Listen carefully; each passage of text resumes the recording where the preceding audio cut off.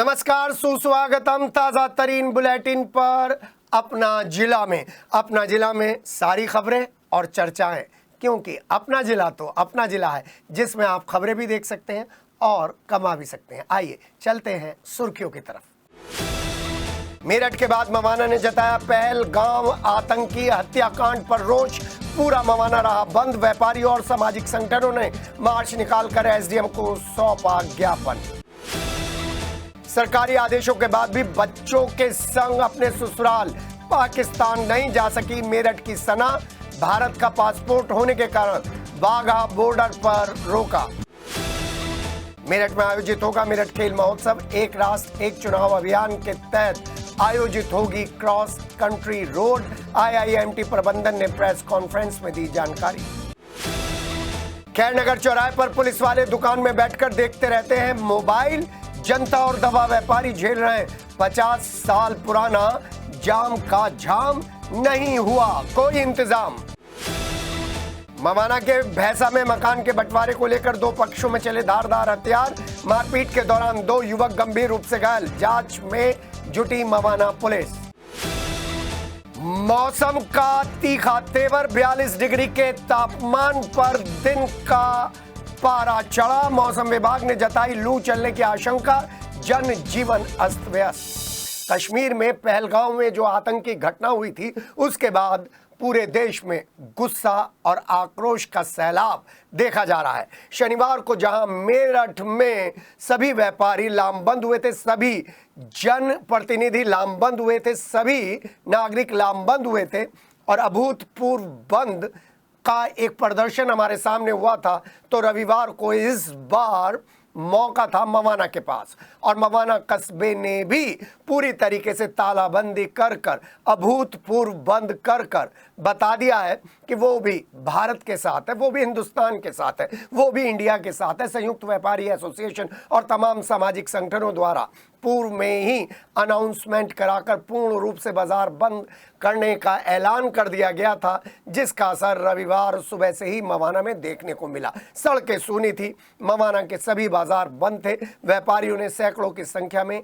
एकत्रित होकर मवाना के प्रमुख बाजारों, मुख्य मार्गों से विरोध मार्च निकालते हुए राष्ट्रपति को संबोधित ज्ञापन एसडीएम मवाना को सौंपते हुए कहा कि अब आतंकवाद और झेलने का टाइम नहीं है।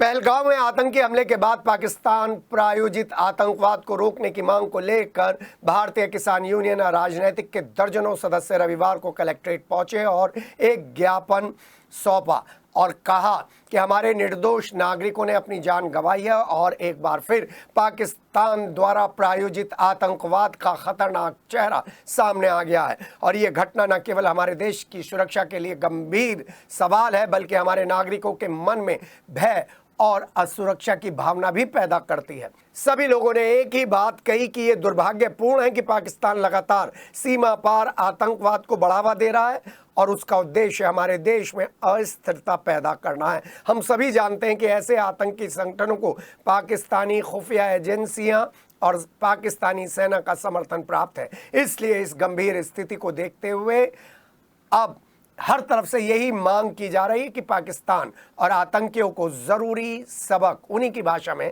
सिखाया जाए। और साथ ही साथ भारतीय हलदर किसान यूनियन के सदस्यों ने भी इन्हीं किसानों के साथ अपनी आवाज मिलाई और मृतकों की शांति के लिए 2 मिनट का मौन रखने के बाद मांग की कि अब सख्त कदम उठाने का वक्त आ गया है। कश्मीर में जो आतंकी का हमला हुआ है, इससे पूरा देश बहुत गम में है और मैं ये अपील करना चाह रहा हूँ प्रधानमंत्री जी से, खाली बस एक बार हमारे जवानों को एक बार बस छूट दे दे, घर में घुस के मारेंगे। देखो, जो हमारे 27 लोग जो मरे हैं, हमें 27 के 27 मार रहे हैं वहां जाके पाकिस्तान में। पहलगाम आतंकी हमले के आफ्टर इफेक्ट्स। मेरठ के सरदना इलाके की रहने वाली सना को वाघा बॉर्डर पर रोक दिया गया। सरकारी आदेश के बाद भी वो पाकिस्तान नहीं जा सकी। सना के पास पाकिस्तान की नागरिकता नहीं है, इस कारण उसे पड़ोसी मुल्क में एंट्री नहीं मिली है। हालांकि उसके दोनों बच्चे भी अपनी मां के कारण पाकिस्तान नहीं जा सके। फिलहाल सना वापस सरदना लौट आई है और सरकार के अगले आदेश का इंतजार कर रही है। सरदना के मोहल्ला घूसियान की रहने वाली सना का निकाह 5 साल पहले पाकिस्तान के कराची में रहने वाले डॉक्टर ताहिर के साथ हुआ था। 10 दिन पहले ही सना शॉर्ट टर्म वीज़ा पर भारत में अपने मायके आई थी। पहलगाम घटना के बाद गृह मंत्रालय ने 48 घंटे में सभी पाकिस्तानियों को देश छोड़ने के आदेश दे दिए तो सना भी पाकिस्तान के लिए रवाना हो गई, लेकिन बॉर्डर पर रोके जाने से वो अजीब कश्मकश में फंस गई है। सना के परिजन कहते हैं कि वो पहलगाम में हुए आतंकी हमले से बेहद दुखी हैं। उनकी बच्ची यहाँ फंस गई है। जो रास्ता सरकार निकालेगी वही सही होगा। फिलहाल सना अपने दोनों बच्चों के साथ LIU की निगरानी में सरदना में अपने मायके में रह रही है और प्रशासनिक अधिकारी उसको सहयोग कर रहे हैं। वहीं पाकिस्तानी अधिकारियों से भी संपर्क किया जा रहा है कि आगे क्या कार्रवाई होनी है। सना की सरकार से अपील है कि जल्द से जल्द उसे अपने बच्चों के संग पाकिस्तान भेज दिया जाए। वीज़ा के बाद हमारा ये कहना है बहुत बुरा हुआ और उनका इलाज होना चाहिए, बिल्कुल होना चाहिए उनका इलाज, कुछ भी हो चाहे।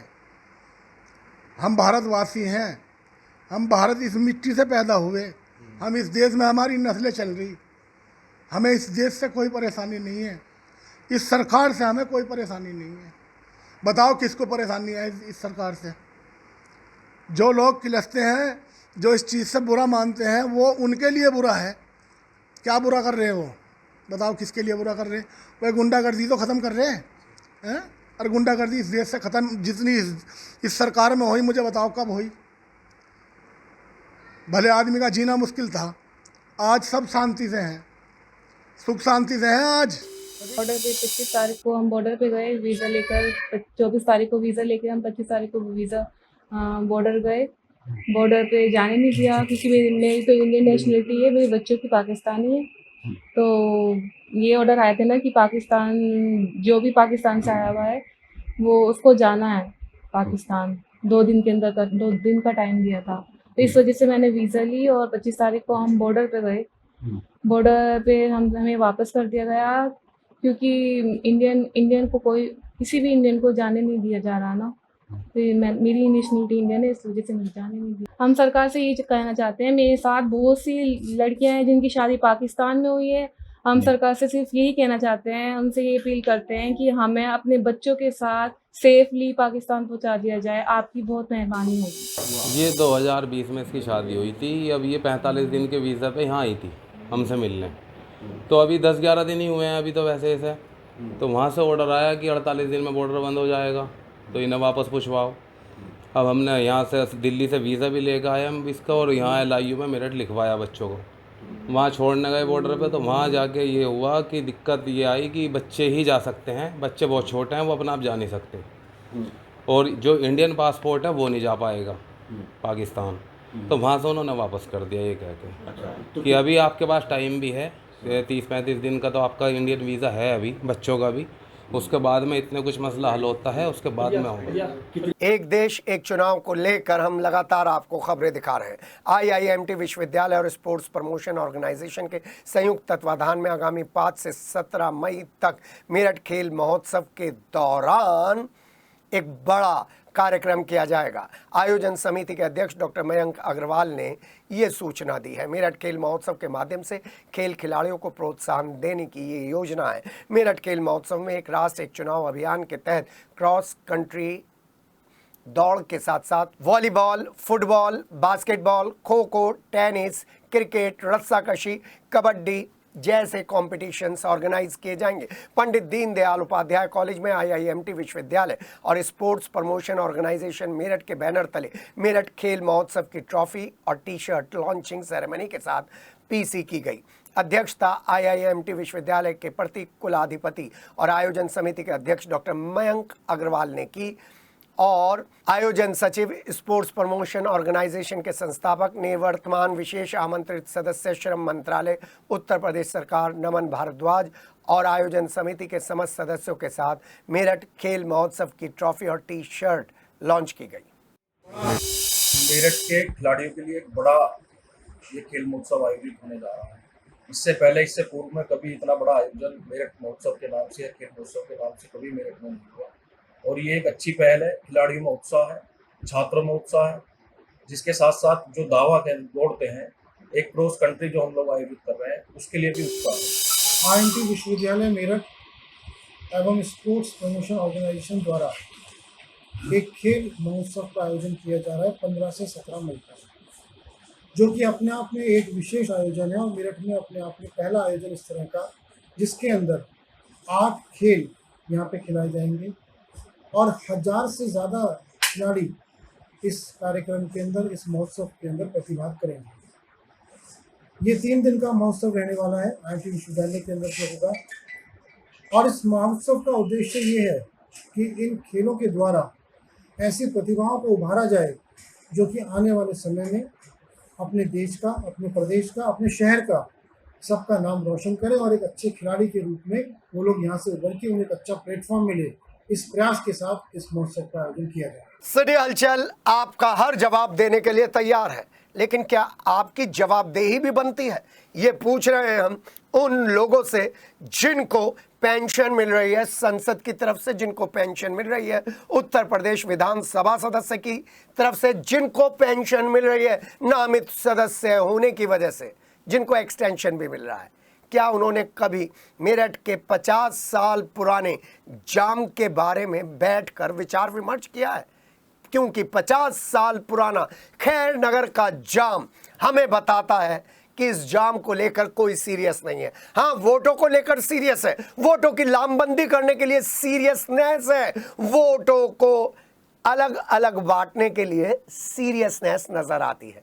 लेकिन खैर नगर का दवा मार्केट जो पश्चिमी उत्तर प्रदेश में मेरठ के लिए एक बड़ा हब है, वहाँ पर जब जाम के जाम में आप फंस जाएंगे और आपको पुलिस वाले दुकान के अंदर बैठकर मोबाइल देखते हुए नजर आएंगे, पहले छतरी वाले पीर पर, फिर खैर नगर चौपले पर, फिर खैर नगर के चौपले के बाद फिर शीतल लस्सी वालों के आसपास, फिर घंटाघर के चौपले पे, लेकिन जाम का जाम कंट्रोल करने के लिए पुलिस वाले नहीं आएंगे। एक दिन का नज़ारा हम आपको नहीं दिखा रहे हैं, ये नज़ारा प्रतिदिन का है। खैर नगर बाजार में से कभी भी आप निकलिएगा, आपका स्कूटर, आपकी स्कूटी और आप पैदल पे हैं तो आप इस जाम के जाम में फंस जाएंगे। लोग आपको शूट करते हुए कहेंगे, भाई साहब 50 साल पुराना जाम है, वोट ले लेके लोग करोड़पति बन गए, फॉर्च्यूनर में घूम रहे, लेकिन उन्होंने जाम के जाम से हमें अभी तक मुक्ति नहीं दिलाई है।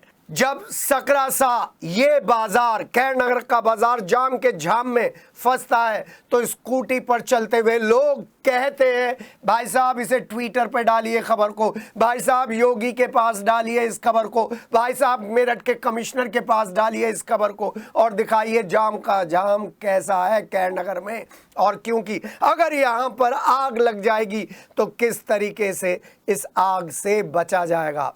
इस जाम के जाम का प्रमुख कारण चौपहिए वाहन है, जिनकी एंट्री के ऊपर अभी तक ट्रैफिक पुलिस ने, मेरठ प्रशासन ने, थाना डेलीगेट ने बैन नहीं लगाया है। सुबह 8 बजे से लेकर अगर रात के 8 बजे तक भी इन चौपहिया वाहनों पर बैन लग जाए, इन ई रिक्शा वालों पर बैन लग जाए तो 50 साल पुरानी समस्या तमाम हो जाए। लेकिन करेगा कौन? यही तो सबसे बड़ी बात है। पुलिसकर्मी तो बाजार के बाहर, बाजार के अंदर गाड़ियों को रोकने की हिम्मत ही नहीं कर सकते। और फिर इसमें दुकानदार, दवा विक्रेता, व्यापारी भी कहीं ना कहीं दोषी हैं, क्योंकि उनकी दुकानों के बाहर बेतरतीब खड़ी हुई मोटरसाइकिल हमें बताती है कि वो खुद इस जाम के जाम को एंजॉय करते हैं। बैरिकेटिंग एक भी जगह आपको नज़र नहीं आएगी। तो ऐसे में 50 साल पुरानी जाम की इस स्थिति पर प्लीज़ दवा व्यापारियों, आप लोग बार बार प्रदर्शन मत करा करिए, क्योंकि भीषण गर्मी में तो आप एसी में बैठे रहते हैं, आपकी दुकानों के बाहर बेतरतीब खड़ा हुआ ये ट्रैफिक और ट्रैफिक पुलिस की अनदेखी और थाना दहली गेट जो सबसे ज़्यादा इस जाम को प्रमोट करती है, वो कभी भी इस जाम से आपको मुक्ति नहीं दिलाएगी। मवाना पुलिस ने बड़े वाहन चोर गिरोह का पर्दाफाश किया है। पुलिस ने 4 वाहन चोरों को गिरफ्तार करते हुए इनके पास से 5 मोटरसाइकिलें और एक कटी हुई मोटरसाइकिल बरामद की है। मवाना थाना पुलिस ने दोपहिया वाहन चोरी करने वाले गिरोह के खिलाफ ये अभियान चलाया था, जिसमें 4 सदस्यों को पकड़ा गया है। उनमें से किशनपुर बिराना के रहने वाला अंकुर, सचिन, भैंसुमा थाना क्षेत्र के गांव तखावली का रहने वाला आदित्य, भैंसुमा के ही बटावली गांव का रहने वाला आसिफ अलग अलग स्थानों पर पुलिस ने गिरफ्तार करने में सफलता पाई है। पुलिस ने इन चारों के पास से 5 स्प्लेंडर मोटरसाइकिल और एक कटी हुई मोटरसाइकिल के पार्ट्स भी बरामद किए हैं। थाना मवाना पुलिस ने पकड़े गए चारों वाहन चोरों के खिलाफ गंभीर धाराओं में मुकदमा दर्ज करते हुए कोर्ट में पेश किया, जहां चारों को जेल भेज दिया गया है और बताया गया है कि ये सभी चारों चोर शातिर किस्म के अपराधी हैं और लगातार क्षेत्र में बाइक चोरी की घटनाओं को अंजाम दे रहे थे। बाइक चोरी करने के बाद उनको काटकर बाइक के पार्ट्स को अलग अलग करके 3 से 4 हज़ार रुपए में बेच दिया करते थे।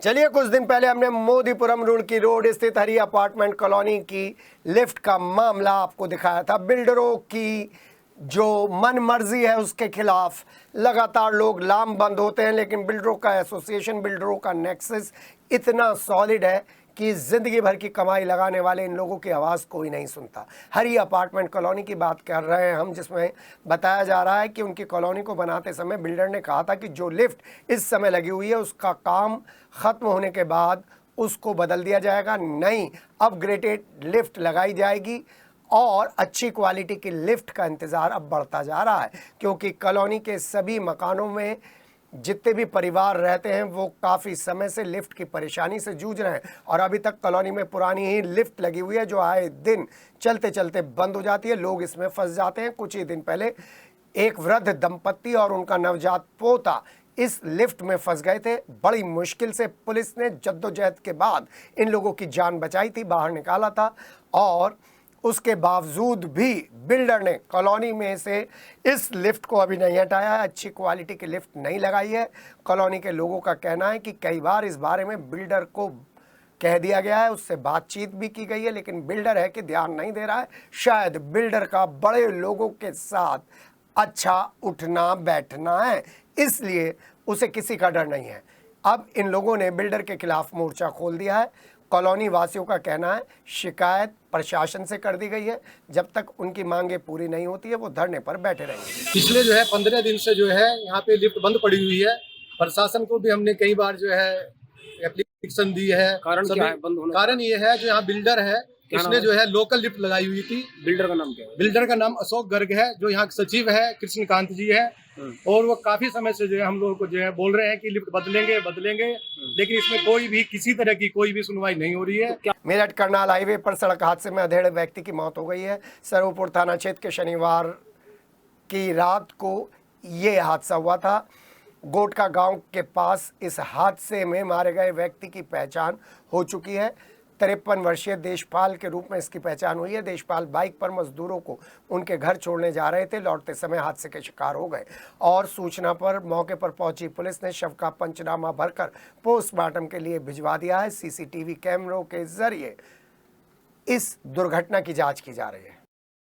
राष्ट्रीय काव्य संग्रह मंच द्वारा एक शाम सुप्रसिद्ध कवित्री बीना सिंह मंगल के नाम कार्यक्रम के आयोजन में उनकी पुस्तक तिकांजलि का लोकार्पण किया गया। कार्यक्रम का शुभारंभ मुख्य अतिथि आर के भटनागर और विशिष्ट अतिथि सत्यम पाल ने दीप प्रज्वलित कर किया। मशहूर कवित्री बीना मंगल ने जैसे ही अपनी कविता समुद्र में आती हैं लहरें और जाती हैं लहरें, हम सब लोगों के मन को भाती हैं लहरें, खड़ी हूँ किनारे पर किसी सोच में, ना जाने कब नहलाकर स्नान करवा कर चली गई लहरें, सुनाई तो हर कोई मंत्र मुग्ध हो गया। वहीं कवित्री डॉक्टर नीलम मिश्रा ने पहलगांव में मारे गए नेवी ऑफिसर को याद करते हुए कहा, जिगर पर उसने जब दुश्मन का लोहा झेला होगा, माँ भारती ने भी अपना आंचल फैलाया होगा, अश्क भी छलक आए होंगे उस बेरहम मौत के भी, जब तिरंगे ने रो रो कर उसे गले लगाया होगा। कविता सुनाई तो हर किसी की आंखें नम हो गई। 5 वर्षों से लगातार मैं इस कार्यक्रम को करती आ रही हूँ। हर शाम किसी न किसी कवि के नाम होती है। मैं नवांतर कवियों को आगे बढ़ाना चाहती हूँ और अपने साथ वरिष्ठ कवियों को मैं जोड़ना इसलिए चाहती हूँ कि मुझे भी कुछ उनसे कुछ सीखने को मिले। कंकाखेड़ा थाना क्षेत्र के गांव जेवरी के जंगल में 11,000 की हाई टेंशन लाइन की चपेट में आने से किसान रामवीर की खड़ी 3 बीघा फसल जलकर खाक हो गई। किसान मौके पर पहुंचा, उससे पहले ही सारी फसल जलकर राख हो चुकी थी। किसान रामवीर ने जानकारी देते हुए बताया कि उसके खेत में 3 बीघा गेहूं की फसल तैयार खड़ी थी। खेत के ऊपर से 11,000 की बिजली की लाइन जा रही थी, जिससे चिंगारी उठी और खड़ी फसल पर गिरने लगी, जिससे किसान की 3 बीघा फसल जलकर पूरी तरीके से राख हो गई। करीब 1.5 लाख रुपए का नुकसान हो गया। मेरे पास में फ़ोन गया कि आपके खेत में आग लग गई। हम यहाँ पे भाग करके आए तो आके देखा तो हमारे खेत में आग लग रही थी, लंबी लंबी लपट लेकर के थी। हमने बचाने की बहुत कोशिश की, फिर प्रशासन में फायर ब्रिगेड को फ़ोन किया तो इतने वे गाड़ी पाड़ी की व्यवस्था हो पाई, इतने सारा खेत जल गया। ये पता नहीं चल रहा कैसे आग लगी है। इसमें हमें जब हम मौके पर आए तो हमें पता नहीं चला कि क्या आग कैसे लगी है। खड़ी फसल थी हमारी। दशावतार भगवान परशुराम राधा कृष्ण मंदिर गांधी आश्रम चौराहे पर भगवान परशुराम जी की जयंती के संबंध में एक पीसी का आयोजन किया गया और बताया कि 29 अप्रैल को शाम 6 बजे मंदिर के आंगन से मुख्य रथ पर अष्ट धातु निर्मित भगवान परशुराम जी की विशाल प्रतिमा दूसरे डोले, बैंड बाजे और नफीरी के साथ प्रसाद वितरण करते हुए शहर के विभिन्न स्थानों से होती हुई वापस मंदिर आंगन में पूरी होगी। 30 अप्रैल को अक्षय तृतीया के अवसर पर प्रातः 9 बजे से महायज्ञ होगा। मां काली, शनि विग्रह एवं शनि शिला का प्राण प्रतिष्ठा भी होगा, जिसको परम पूज्य महामंडलेश्वर स्वामी अनंतानंद सरस्वती जी महाराज द्वारा किया जाएगा। साथ ही भगवान परशुराम जी की जयंती के अवसर पर प्रथम स्वैच्छिक रक्तदान शिविर और चिकित्सा शिविर का भी आयोजन किया जाएगा और विशाल भंडारे का आयोजन होगा। हमारे मंदिर का स्थापना दिवस अक्षय तृतीया को है। इस बार अक्षय तृतीया पर माँ काली, लेटे हुए शिवजी भगवान, शनि शिला और शनि देव जी की मूर्ति जो कि कौवे पे अपनी सवारी पे सवार है, स्थापित की जाएगी महामंडलेश्वर अनंतानंद जी सरस्वती द्वारा। उसके पश्चात यहाँ जितनी भी शहर से शौर्य यात्राएँ निकलती हैं वो शौर्य यात्राओं का यहाँ समापन होगा और 12 बजे से विशाल भंडारा प्रभु इच्छा तक चलेगा। इस बार जो है हमारा प्रथम स्वैच्छिक रक्तदान शिविर लगेगा, साथ में जो है दूसरा चिकित्सा शिविर लगेगा, जिसमें जो है सारे स्पेशलिस्ट डॉक्टर्स जो हैं वो physiotherapist, dentist, MD, BP, sugar सारी चेकिंग के लिए यहाँ उपलब्ध होंगे। और महामंडलेश्वर स्वामी अनंतानंद सरस्वती जी के सानिध्य में माँ काली की एवं शनि विग्रह और शनि शिला की प्राण प्रतिष्ठा संपन्न होगी। शौर्य यात्रा सभी शहर से, सभी जगह से 8-10 जगह से जो आएंगी सबका समापन होगा। उसके बाद में जो है भंडारा सब लोगों के लिए 12 बजे से प्रभु इच्छा तक जो है चलेगा। भारतीय मजदूर संघ द्वारा महिला सम्मेलन मोदीपुरम में सक्सेस इंटरनेशनल स्कूल में आयोजित किया गया, जिसमें 14 जिलों से आई महिलाओं ने बढ़ चढ़कर हिस्सा लिया। संभल, गाजियाबाद, मोदीनगर, मुरादाबाद और बिजनौर जैसे जिलों से ये सभी लोग आए थे। महिला सम्मान कार्यक्रम में महिलाओं को माला पहनाकर सम्मानित किया गया। देशभक्ति गीतों ने कार्यक्रम में जान डाल दी। महिला अधिकार चर्चा, महिलाओं के अधिकारों पर चर्चा, ये सब इस कार्यक्रम में किया गया। आज भारतीय मजदूर संघ का कार्यक्रम महिला सम्मेलन, इसमें लीडरशिप हमें पैदा करनी है। महिलाओं में जो यूनियंस हैं हमारी भारतीय मजदूर संघ की, हर यूनियंस में अपनी कार्यकारिणी समिति होती है, उसमें मैनेजमेंट से या सरकार से हमें कैसी वार्ता करनी है, कैसी बात करनी है, अपनी मांग कैसे रखनी है। हमारे पास मान लीजिए कोई 100, 200, 1000 संख्या की है, वो हम कैसे लीड करना है, उसे आगे कैसे लेके जाना है। देश के हित में करेंगे काम का लेंगे पूरे दाम, ये हमारा उद्देश्य है। उसी को लेकर के हम आगे बढ़ते हैं, महिलाओं को आगे लाना है। सनातन धर्म इंटर कॉलेज सदर के मैदान पर चल रहे 7वें साइड अंडर 14 हॉकी प्रतियोगिता का शुभारंभ हुआ। पहले दिन प्रतियोगिता में 2 मुकाबले खेले गए। पहला मुकाबला एसडी ब्लू टीम और 7 स्टार टीम के बीच खेला गया। इस रोमांचक मैच में एसडी ब्लू टीम ने 7 स्टार टीम को 2-0 से हराया।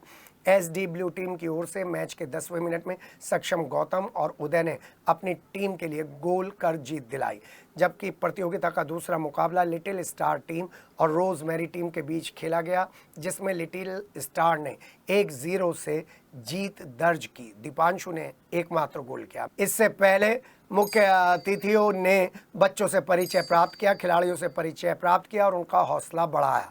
इस दौरान हॉकी कोच जोगेंद्र सिंह ने बताया सोमवार को प्रतियोगिता के दूसरे मुकाबले खेले जाएंगे। सुभाष बाजार के बीएवी इंटर कॉलेज में रविवार को विद्यालय में सभा कक्ष का उद्घाटन और सम्मान समारोह आयोजित किया गया। उद्घाटन मुख्य अतिथि डीएन इंटर कॉलेज और डीएन डिग्री कॉलेज के सचिव और शिक्षावेद और समाज सेवी अजय अग्रवाल ने किया, जिसके बाद दिल्ली से आई प्रसिद्ध कवित्री रजनी अवनी ने काव्य पाठ कर सभी को मंत्रमुग्ध कर दिया। बीएवी इंटर कॉलेज के प्रधानाचार्य रमेश कुमार जी ने विद्यालय की प्रबंध समिति के अध्यक्ष सुशील गौतम, उपाध्यक्ष आदित्य प्रकाश शर्मा और प्रबंधक पूर्व अध्यक्ष डॉक्टर प्रेम प्रकाश शर्मा ने अपने पुराने दिन याद किए और विद्यालय को आगे बढ़ाने के बारे में जितने भी काम किए गए उनके बारे में बताया। इस दौरान कई बीएवी के पढ़े हुए छात्र उपस्थित थे।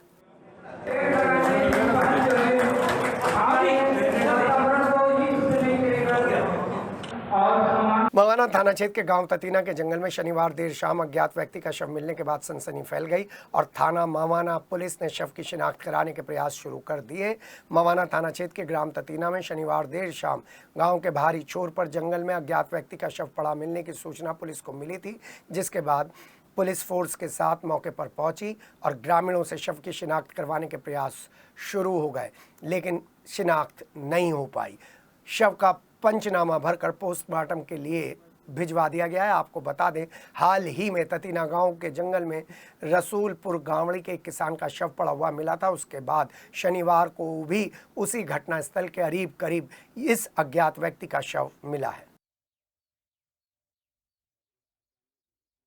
और अब मौसम की बात करते हैं। रविवार को लगातार तीसरे दिन पारा 40 के पार था। मौसम वैज्ञानिकों का दावा है कि आने वाले 3-4 दिनों में तापमान में 3 से 4 डिग्री की बढ़ोतरी हो सकती है और रात के तापमान में गिरावट दर्ज की जाएगी।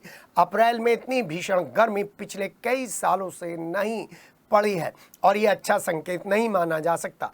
मई और जून में गर्मी किस कदर लोगों को रुलाएगी, इसी बात को लेकर चिंता व्यक्त की जा रही है। मौसम विभाग ने इस बार पहले ही अलर्ट जारी कर दिया है कि गर्मी का सितम झेलने के लिए तैयार हो जाइए। अप्रैल के अंतिम सप्ताह में गर्मी का तेवर देखा जाने लगा है।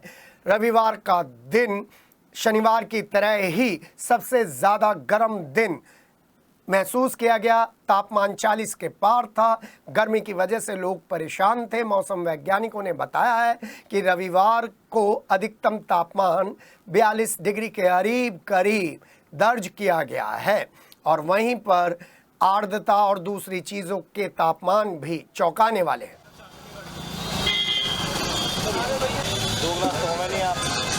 अपना जिले के इस स्पेशल बुलेटिन में अपने दोस्त के को दीजिए इजाजत और हमारा वादा है अपना जिला आपको खबरों की दुनिया से जोड़े रखेगा, क्योंकि खबरें अगर सही तरीके से फ्लैश हो जाएंगी तो आपको पता चलेगा सच्चाई क्या है, वास्तविकता क्या है और आप वोट देते वक्त और सेंसिटिव हो जाएंगे। फिलहाल हमें दीजिए इजाजत। नमस्कार।